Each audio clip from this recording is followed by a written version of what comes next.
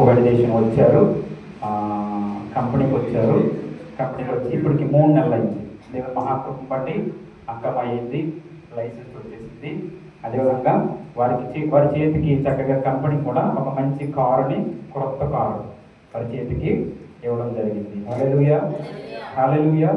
So దేవుడు చేసినటువంటి గొప్ప కార్యాన్ని బట్టి వారు ఒక చక్కటి కేక్ తీసుకొచ్చి ఆ యొక్క కుమారుని నిమిత్తము ఆ సంతోషాన్ని సంఘంతో పంచుకోవాలనేటువంటి ఆశ కలిగి వారు ఈరోజు దేవుడి సన్నిధికి రావడం జరిగింది. ఇంచుమించుగా 3 నెలలు పైబడి అయిపోయింది. 4 నెలలు వారి సంఘానికి వచ్చి ఈ యొక్క ఎదురు వాతావరణాలు, సెలవులైనటువంటి కారణాలు. కుమారుడి విషయంలో అయితే చాలా అద్భుతం కార్యం చేశారు దేవుడు. అదేమనంటే వీసా వెళ్ళిన తర్వాత యుద్ధం ప్రారంభమైంది. ఈ ముందు ఇచ్చినటువంటి వీసాలకి క్యాన్సిల్, ఫలానా తారీఖు రాకపోతే అనే డేట్ పెట్టారు. ఇక రేపే ఆ డేటు ఈ రోజులు వచ్చేసాడు. పాస్పోర్ట్ చేతికి రాలేదు. అయినప్పటికీ దేవుని మహాకృప బట్టి ప్రార్థన పూర్వకంగా కలిగే ప్రార్థన, సంఘం ప్రార్థన, దైవజనుడిగా నేను ప్రార్థన చేశాను. వ్యక్తిగతంగా ఏ విషయం ఉన్నా నాకు వారు తెలియజేస్తారు. తెలియజేసినప్పుడు నేను వ్యక్తిగతంగా ప్రార్థన చేస్తాను. చేసిన అద్భుతమైనటువంటి కార్యము. రేపు ప్రయాణానికి టికెట్ కూడా తీసుకున్నారు. ఈరోజు పాస్పోర్ట్ చేతికి సాయంత్రానికి ఎప్పుడు అందితే ఉదయాన్నే బయలుదేరుతున్నాం అనేటువంటి వార్తతోటి కుమారుడు బయలుదేరి ఇక్కడికి రావడం జరిగింది. లేకపోతే ఆ వీసా క్యాన్సిల్, ఆ మెడికల్ మళ్ళా కొత్త వీసా అయితే మళ్ళీ మెడికల్ చేయించాలి. ఇవంతా కూడా ప్రాసెస్ అంతా కొత్తగా చేయించాలి. అటువంటిది స్వదేశంలో ఉండగానే దేవుడు గొప్ప కార్యాన్ని దేవుడు చేశారు. ఆ విధంగా మళ్ళీ ఇక్కడికి వచ్చిన తర్వాత ఇప్పుడు 3 నెలలు అయింది. 3 నెలల్లోనే చక్కగా అన్ని కంప్లీట్ చేసుకుని చేతికి కారు కూడా రావడానికి దేవుడు కృప చూపించారు. ఒకసారి చప్పలు కొడుతూ దేవుడు నామాన్ని. సో వాక్యం తెలియజేస్తుంది, నమ్మకమైనటువంటి వారిని ఆస్తికర్తలుగా చేస్తారని దేవుని వాక్యం తెలియజేస్తుంది. మన ప్రియులు శాంతరావు గారు వారి కుమార్తె విషయంలో కూడా చాలా అద్భుతం జరిగింది. సో ఎవరైతే నిజంగా వారి సంఘాలకు వచ్చినప్పుడు హేమలత గారు కానీ, శాంతరావు గారు కానీ, మన ప్రియులు చాలా మంది ఉన్నారు. ఇక వచ్చారంటే దేవుని సన్నిధి అనేటువంటి ఒక మంచి భయము, భక్తి, దైవజనుల పట్ల కానీ, సంఘం పట్ల కానీ, వాక్యం వినట్లో కానీ, అన్ని విషయాల్లో ఇక దేవుని మనం మహిమపరుస్తున్నాం అనేటువంటి ఒక చక్కటి భక్తిలో మునిగిపోతూ ఉంటారు. సో నమ్మకమైనటువంటి వారిని ఆస్తికర్తలుగా చేస్తానని దేవుడు. ఇక వారి జీవితంలో వెనుతిరిగి చూడాల్సిన అవసరం లేదు, భయపడాల్సిన అవసరం లేదు. నమ్మకంగా దేవుని పని చేసి వెళ్ళిపోతే చాలు. దేవుని కార్యాలు మనం చేస్తే మన కార్యాలు దేవుడు చేస్తానని చాలా క్లియర్గా వ్రాయబడి ఉంది వాక్య లేఖనం. అవునంటారా? కాబట్టి అటువంటి భక్తిని మనము చేయగలగాలి. మన హేమలత గారి విషయంలో అటువంటి గొప్ప కార్యాలు జరిగినాయి. ఇంకను వారి కుటుంబంలో ఇంకను పెద్ద కుమారుడు స్వదేశం ఉన్నారు, కోడలు, మనవరాలు వరకు ఉంది, అదేవిధంగా కుమార్తె. ఈ విషయాలన్నింటిని బట్టి వారు ఎంతగానో కష్టపడుతూ చక్కగా కుటుంబాన్ని పోషించుకుంటూ పిల్లల్ని ఒక మంచి స్థాయికి తీసుకురావాలని వారి యొక్క ప్రయత్నము. సో ఆ ప్రయత్నం అంతట్లో కూడా దేవుడు ఎంతగానో సహాయం చేస్తున్నాడు.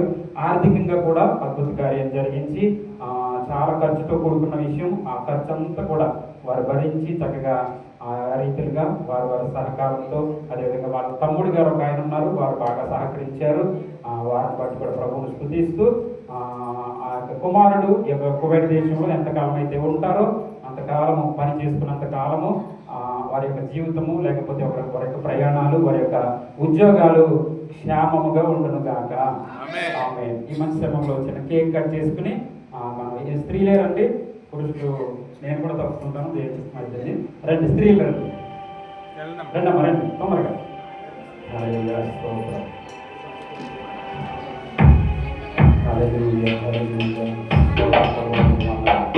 రండమ్మా స్త్రీలు రండి, రండి. కుమారమ్మ గారు అందరూ మీరు మర్చిపోండి. చాకర్లేదు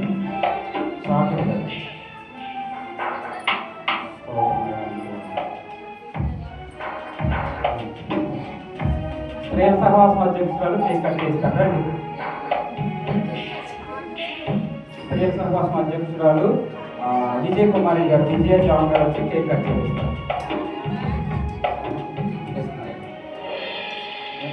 దీంతో కట్ చేసేది, దీంతో పట్టుకోండి.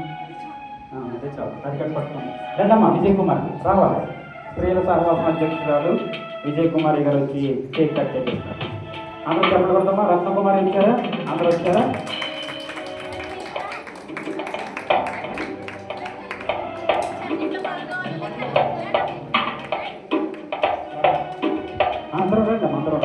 తండ్రి యొక్కయు కుమారుని యొక్కయు పరిశుద్ధాత్మ నామములో కేక్ కట్ చేస్తుండగా కేకు వలె కుమారుడు సత్యనారాయణ యొక్క జీవితము మధురముగా వారు కువైట్ దేశంలో ఉన్నంత వరకు కూడా క్షేమముగా నడిపించబడును గాక. ఆమేన్. చెప్పలు కొడదామా?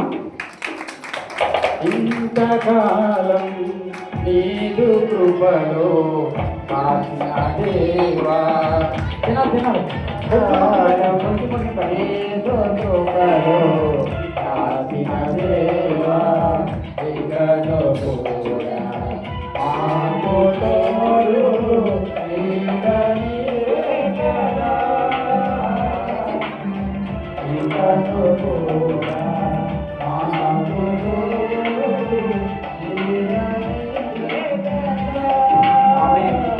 దేవునికి మహిమకరం గాక. హల్లెలూయా.